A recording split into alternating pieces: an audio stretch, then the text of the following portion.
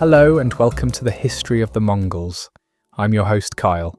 In this series we're going to cover the rise and fall of one of the greatest empires in human history, from the birth of Temujin to the death of Kublai Khan.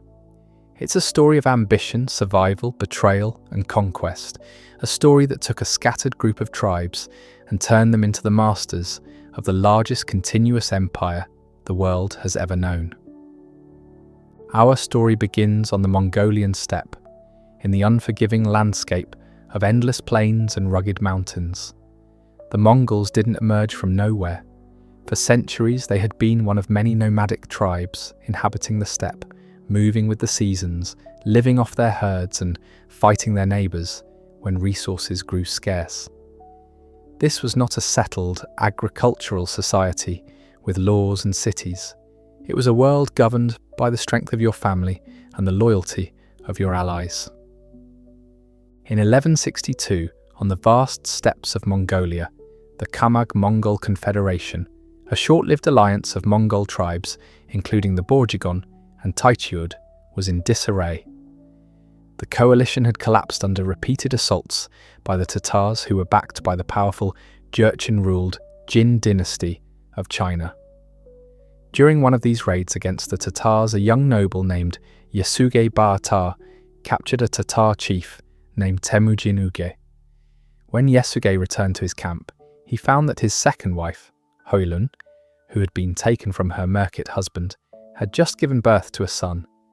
The newborn was clutching a blood clot the size of a knucklebone in his tiny fist, an ominous sign that could foretell greatness or violence.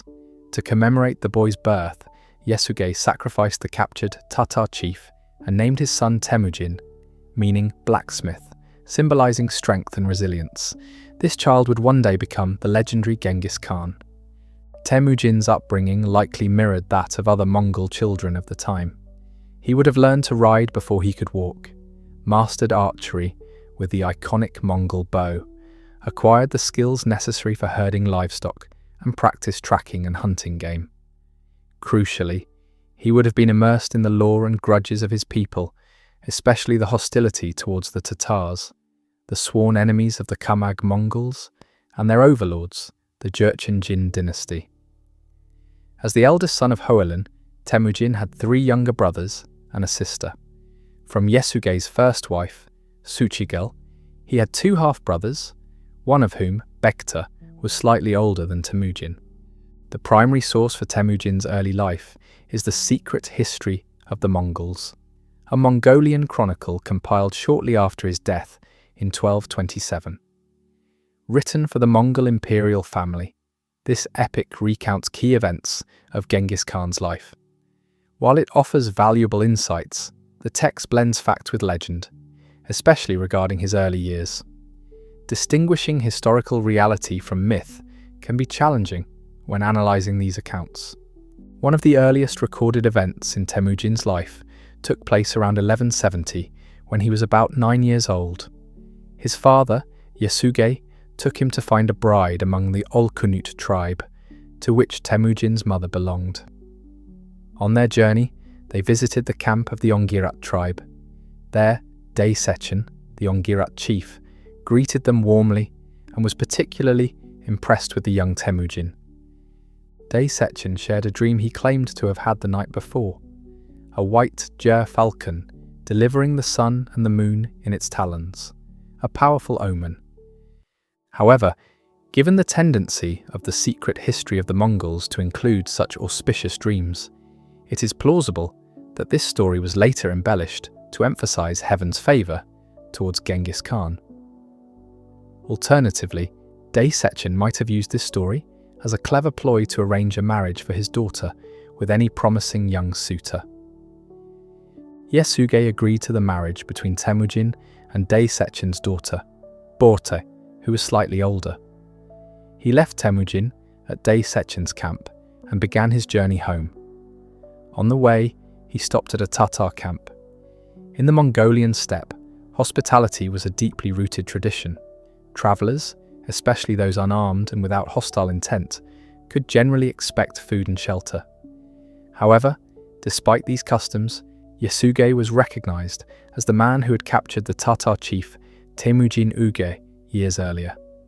The Tatars, harboring a deep grudge, poisoned him. Although Yasuge managed to reach his family, he succumbed to the poison shortly after Temujin arrived. Yasuge was a prominent figure among the Balzhut, while the Temujin held a long-standing grudge rooted in the shift of Khamag Mongol leadership from their representative, Ambagai, to the Balzhut. After Yasuge's death, the Temujin in his camp, including some of Ambagai's widows, and the scheming Targutai turned against Yasuge's family.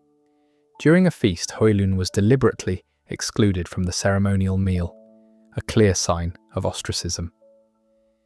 Despite Hoylun's efforts to defend her family, a servant who tried to support her was killed, and she, along with Suchigel and 7 children, were abandoned on the steppe, without any livestock or provisions. Surviving the harsh winter seemed impossible. However, Hoylun's determination proved stronger than the odds. She organized her family, teaching them to gather roots, berries, and even fish, an activity looked down upon by other Mongols. Through her leadership and resilience, not one child died of hunger, not even her youngest daughter, Temüjin. While Hoylun managed to keep them alive, she couldn't entirely prevent conflict among the siblings. Tensions rose between Temujin and Börte, Suchigel's eldest son, who bullied the younger children and took their food. As Yasuge's oldest son, Börte was technically entitled to inherit Hoylun as a wife, which would have solidified his control over the family. Feeling cornered, Temujin and his brother Kasar, a skilled archer, ambushed and killed Börte. Before dying, Börte pleaded with them not to harm his younger brother, Balzhut. Hoylun was furious that, after all they had endured, they would turn on one another. Soon after Börte's death, Targutai of the Temujin came hunting for Temujin. It's likely that he had heard of Börte's murder from neighbouring families. Targutai captured Temujin and placed him in a kangwe, a wooden yoke that trapped both the neck and hands, making movement nearly impossible. Paraded around the Temujin camp, Temujin faced humiliation, and each night, a different family would house him. Surprisingly, some families showed him compassion, even loosening the kang at night to let him sleep. Eventually, one family, the household of Sorkin Shira of the Suldus, helped him escape, providing a horse and a bow for his journey home. This experience profoundly impacted Temujin. He had faced relentless cruelty from those who should have been his kin, the Temujin under Targutai, Ambagai's widows, and even his own half-brother Börte. Yet the kindness of Sorkin Shira's family and others, who had no familial obligation to him, was a revelation. It reinforced the importance of loyalty, not just by blood, but by character, a lesson that would shape his future leadership. A few years after his escape, Temujin returned to Dalan to claim Börte as his wife, marking a joyful reunion. Börte's mother sent a gift of a black sable coat for Hoylun, which Temujin decided to take south to the court of Togrul, Khan of the Keriot. Togrul, who had been a blood brother to Temujin's father, Yasuge, was a powerful and wealthy leader. Years earlier, Yasuge had helped Togrul secure his throne, and now, maintaining that alliance was crucial for Temujin. Having Togrul's support would make the Temujin hesitant to raid Temujin's growing camp. Pleased with the valuable gift, Togrul welcomed Temujin into his retinue. By the late 1170s, Temujin's prospects seemed to be improving. He had gathered a small but loyal group of comrades, gained protection from a powerful overlord, and secured his marriage to Börte. It's likely that at this stage, Temujin envisioned a modest future, perhaps leading minor raids against rival tribes, but without any realistic expectation of achieving the kind of power that Togrul wielded. However, history often defies expectation. The event that set Temujin on a path to greatness occurred around 1180. Years earlier, Yasuge had abducted Hoylun from her Merkit husband, an act that the Merkit did not forget. Learning of Temujin's recent marriage, the brothers of Hoylun's former husband, now leaders within the Merkit tribe, organized a raid to exact revenge. Temujin and his brothers managed to escape, but Börte, along with Suchigel and their servants, was captured and taken north to Merkit territory. Devastated and seeking refuge at Burkan Khaldun, Temujin was forced to confront the loss and uncertainty that had once again overtaken his life. Once he regained his composure, Temujin, accompanied by his brothers, travelled to Togrul's court to demand justice. Togrul, enticed by the potential plunder of Merkit camps, agreed to help. At Togrul's side was Jamukha, a childhood friend of Temujin's, and now an ambitious war chief within Togrul's ranks.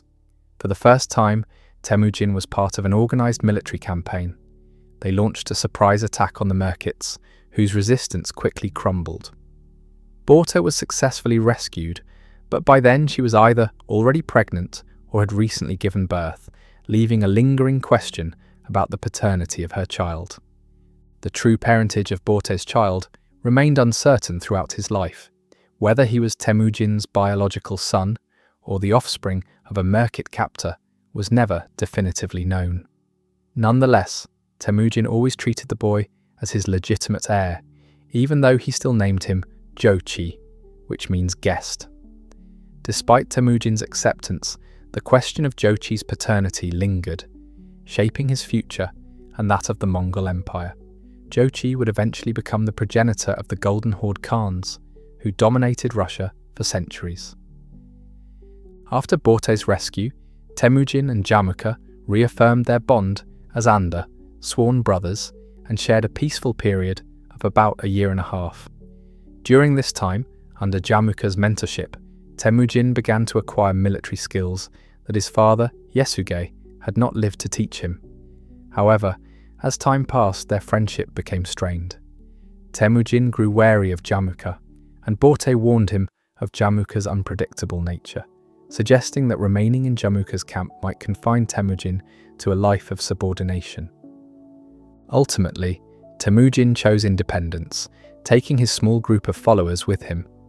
Interestingly, some of Jamukha's men also defected to Temujin, reportedly inspired by a prophecy of his destined greatness, though it is possible that Temujin himself encouraged these defections. Within a few years, Temujin's reputation as a just and fair leader attracted a growing number of followers, both warriors and their families. His increasing influence among the Balzhut clan led to the convening of a Kurultai, a tribal council, where Temujin was elected as Khan of the Balzhut. Seeking to consolidate his position, he sent emissaries to Togrul and Jamukha. Togrul responded with congratulations, while Jamukha expressed resentment, attributing their separation to the influence of the Kamag Khan's descendants. Tensions escalated when Temujin's men killed Jamukha's younger brother, Taichar, during a dispute over stolen horses. Jamukha, interpreting the incident as an act of aggression, prepared for war. In 1186, the two factions clashed at the Battle of Dalan Balzhut, known as the 70 Marshes. Despite Temujin's determination, his forces were significantly outnumbered and less experienced. Jamukha's superior military strategy led to a decisive victory. According to the secret history of the Mongols, captured warriors from Temujin's army were executed, some boiled alive, while a prominent prince was beheaded, his head displayed as a grim symbol of defeat. This brutal outcome marked a pivotal moment in Temujin's rise, teaching him valuable lessons about loyalty, strategy, and the harsh realities of power. One of Temujin's most defining skills was his ability to learn from failure, both his own and that of his enemies. After the defeats at Dalan Balzhut, Temujin recognized that Jamukha's mistake was his failure to eliminate him when he had the chance. Jamukha's decision to let Temujin live allowed him to remain a potential threat, rallying his forces around him once more. The secret history of the Mongols notes that Jamukha's particularly cruel treatment of prisoners sparked discontent among his own men, leading to defections. This was an important lesson for Temujin. The excessive cruelty displayed by Jamukha made his followers uneasy, and as long as Temujin remained alive, he served as a focal point for those dissatisfied with Jamukha's leadership. From this experience, Temujin learned the importance of relentlessly pursuing enemy leaders to prevent them from regrouping or becoming symbols of resistance. The following decade of Temujin's life is scarcely documented. By 1196, he reappears in the historical record, but the intervening years are shrouded in ambiguity. It is possible that he spent this time rebuilding his forces, gradually recovering from his previous defeat. Another theory suggests that Temujin might have fled south to seek refuge with the Jin Empire, a surprising move, considering the Jin were traditionally his enemies. However, this strategy would not have been unprecedented. Steppe leaders often sought protection from sedentary powers when their fortunes turned, as demonstrated when Togrul fled to the Tangut Shishya and Karakitai during similar circumstances. Temujin's re-emergence on the political scene is recorded in the secret history of the Mongols, where he is depicted fighting alongside both a Jin army and Togrul against the Tatars, who were rebelling against the Jurchen rulers. This collaboration hints that Temujin may have spent part of the preceding decade forging alliances with the Jin, leveraging their support to re-establish himself among the steppe tribes.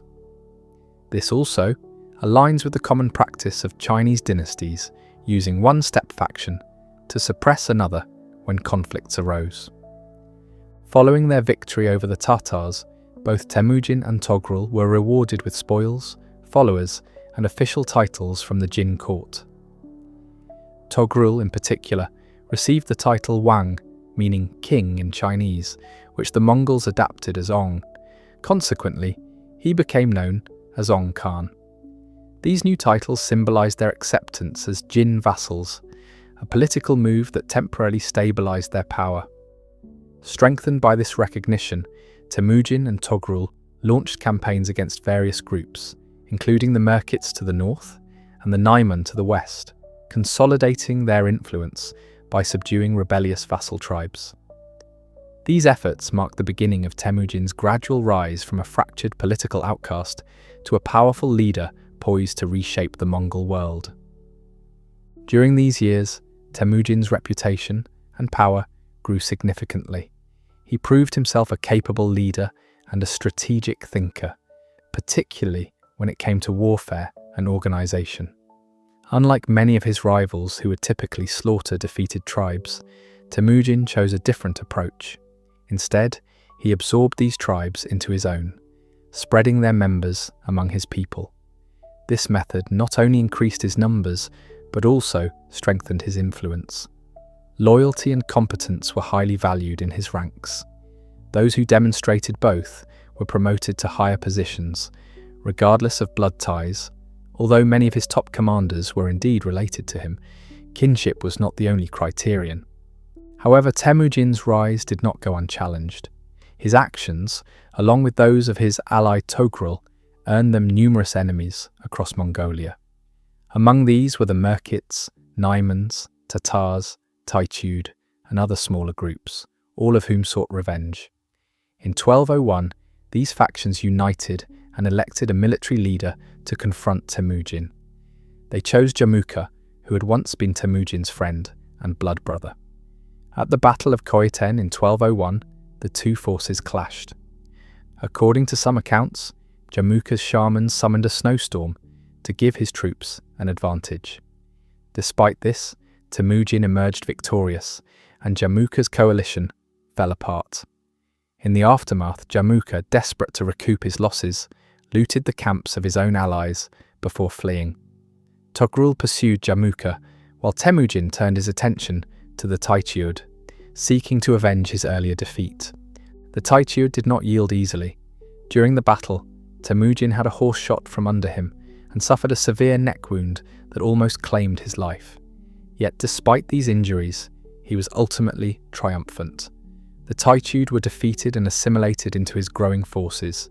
Even the vassal tribes associated with the Taichud submitted. Notably, Sorkhan Shira and his family, who had once helped Temujin escape captivity, were honoured for their past kindness. One remarkable incident during this period involved the man who shot Temujin's horse. He approached the Khan, openly admitting his actions. Instead of executing him, Temujin recognized his courage and honesty. The man was given the name Jebe, meaning arrow, and welcomed into Temujin's retinue.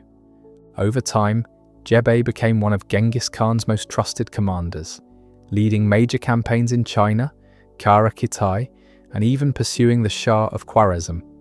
His loyalty was rewarded because of his initial honesty, a trait Temujin deeply valued. In 1202, Temujin sought vengeance against the Tatars. After defeating them in battle, he ordered the execution of all male captives taller than the linchpin of a cart, a grim strategy aimed at eradicating future threats. Before the battle, Temujin had also instituted a strict rule against looting before victory was assured. This policy ensured that his forces remained disciplined and focused on defeating the enemy completely. Once the battle was won, looting was conducted in an organized manner, with provisions allocated to the families of fallen warriors. This system fostered loyalty, as Temujin's followers knew their families would be cared for even in their absence. Discipline remained a core principle under Temujin's leadership. When some Kamag princes who had previously elected him as Khan broke rank to loot early, they faced severe punishment, and their loot was confiscated. The nobles viewed this as an infringement on their traditional rights, leading many to defect and join Togrul Ong Khan. Nonetheless, Temujin's insistence on discipline laid the foundation for the future success of his armies, as loyalty and order became defining characteristics of his rule. Togrul, now in his late 60s, was no longer the decisive leader he had once been. His weakened state left a power vacuum, and various factions within the Keriot were already positioning themselves to succeed him. Despite Temujin's long-standing alliance with Togrul, tensions surfaced when Temujin proposed a marriage alliance to solidify their bond. He suggested that Togrul's daughter marry his son Jochi, while his daughter Kojin Beki would marry Togrul's son Sengum Ilka. However, Sengum opposed the idea, interpreting it as a strategic maneuver to undermine his own claim to leadership. Under pressure from his son, Togrul rejected the proposal, allowing a rift to form between the two allies. With the alliance weakened, rival factions, including the Kamag princes and Jamukha, took advantage of the situation. They whispered in Sengum's ear, stoking his distrust of Temujin. Eventually, Sengum convinced Togrul to betray his former ally. Their plan was simple: lure Temujin into a trap by feigning acceptance of the marriage proposal. A message was sent to Temujin, inviting him to visit the Keriot camp to formalize the agreement. However, Temujin's advisors were suspicious and persuaded him to send scouts ahead.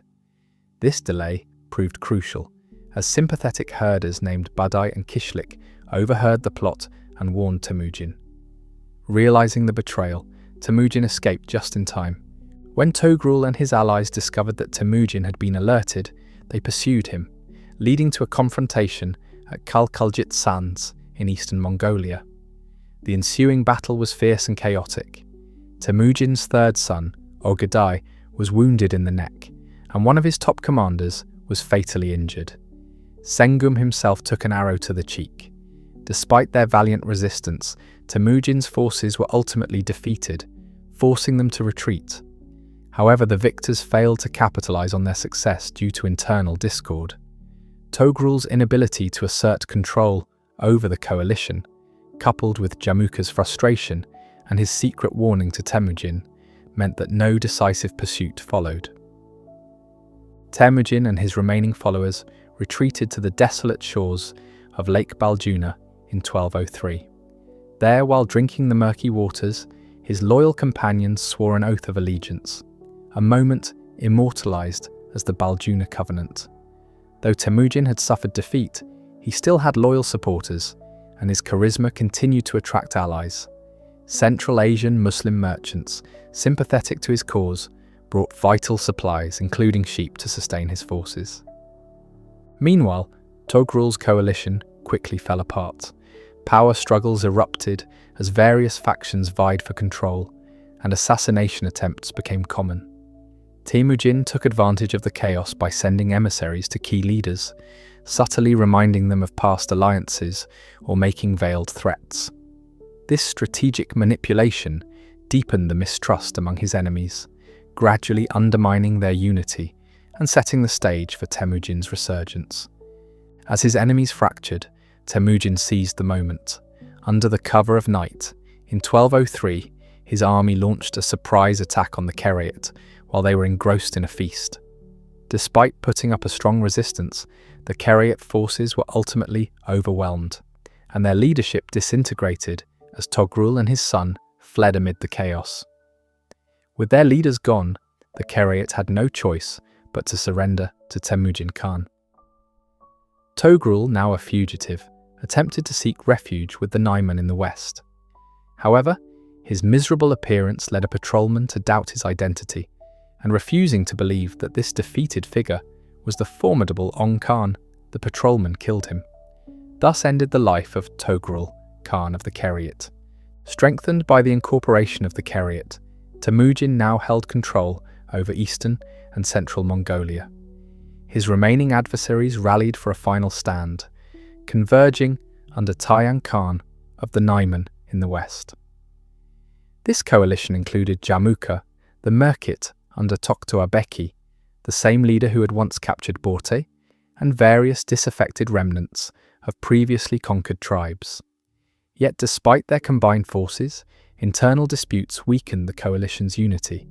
Buiruk, Tayang Khan's brother, refused to contribute troops from his branch of the Naiman, while Tayang Khan himself clashed with his son Kuchlug, his wife Gurbesu, and top commanders over their strategy. In a bid to outmaneuver Temujin, Tayang sent envoys to the Ongut tribes to the south, hoping for support. However, suspicious of the growing Mongol power to their north, the Ongut warned Temujin of Tayang's intentions. Temujin meticulously prepared his army, reorganizing it into the renowned decimal structure, units of 10, 100, 1,000, and 10,000. He appointed reliable commanders and reinforced discipline, deliberately breaking traditional tribal affiliations within the military structure to strengthen the chain of command. Moving early in the spring of 1204, while the horses were still lean from the harsh winter, Temujin aimed to catch his enemies off guard, as they would not expect a campaign at such a time. As part of his strategy, he allowed a scout with a poorly outfitted horse to be captured, leading the Naiman to underestimate the quality of the Mongol forces and their mounts. Later, as they ventured deeper into Naiman territory, Temujin instructed his men to light multiple fires at night, creating the illusion of a much larger force. Naiman scouts, misled by this tactic, reported that the Mongol army was as vast as the stars. Overwhelmed by these reports, Tayang Khan became increasingly anxious, unsure whether to retreat and draw the Mongols further in or stand and fight. His instincts favoured a strategic withdrawal, but his son and other commanders accused him of cowardice, pressuring him to engage the Mongols directly. To preserve his honour and authority, Tayang Khan was ultimately compelled to confront Temujin's forces head-on. At the Nark Cliffs, the final confrontation unfolded. Tayang Khan's leadership was disorganised and faltering, while Temujin had meticulously prepared his forces, establishing well-organised battle lines and delegating clear commands to his trusted generals. As the clash intensified, the Naiman forces were steadily pushed back, unable to withstand the disciplined advance of the Mongols. Sensing the impending defeat, Jamukha chose to abandon Tayang, taking his own men and leaving the Naiman leader to his fate. As night descended, many Naiman soldiers attempted to escape but tragically fell from the cliffs to their deaths. By morning, the remnants of resistance were easily overcome by the Mongol troops. Tayang Khan was killed, and the surviving Naiman warriors were absorbed into the Mongol ranks. Temujin claimed Tayang's widow as his own, and the Naiman's Uyghur scribes were incorporated, with their writing system subsequently becoming the foundation for the first written Mongolian script. The year 1204 marked a turning point in Mongolia's history. Although some minor resistance persisted, no rival faction within Mongolia remained capable of challenging Temujin's dominance.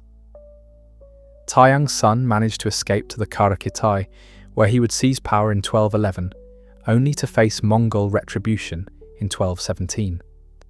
Similarly, the surviving sons of the Merkit chief sought refuge among the Kipchak-Kangli tribes in the distant west, but even that was insufficient to escape Mongol pursuit.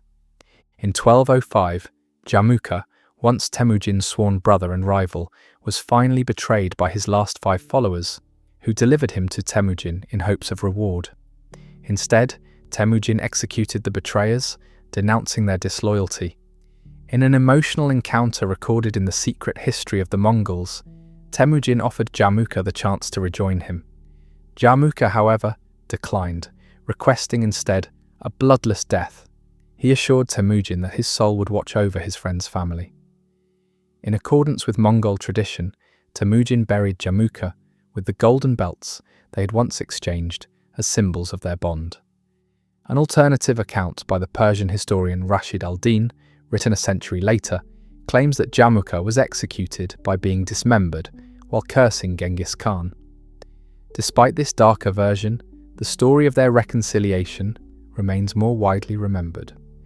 In 1206, Temujin summoned a great Kuriltai, a grand assembly of the Mongol tribes. During this pivotal gathering, he was declared the supreme ruler of all the steppe peoples.